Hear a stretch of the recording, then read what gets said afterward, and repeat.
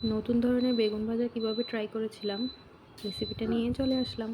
আসসালামু আলাইকুম, কেমন আছেন সবাই? আশা করি সবাই ভালো আছেন। কিছুদিন আগে একটা বেগুন ভাজা ট্রাই করেছিলাম নতুন করে। অবশ্যই এটা অনেকেও ট্রাই করেছে, কিন্তু আমি নতুন করে ট্রাই করেছি।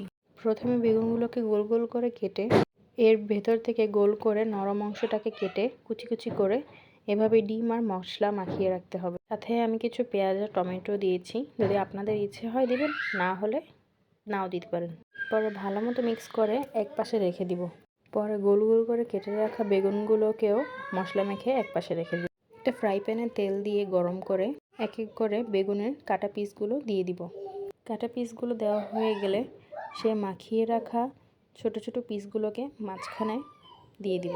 যতটুকু জায়গা থাকবে পুরোটার মধ্যেই ভরে ভরে দিয়ে দিব, আর ঢাকনা দিয়ে রেখে দিব কিছুক্ষণ রান্না হওয়ার জন্য।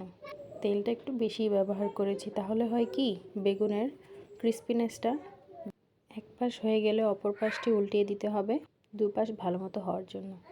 তারপর এই তো তৈরি হয়ে গেল বেগুন ভাজার নিউ রেসিপি। ভিডিওটি যদি আপনাদের ভালো লাগে তাহলে অবশ্যই লাইক কমেন্ট করে যাবেন। ধন্যবাদ।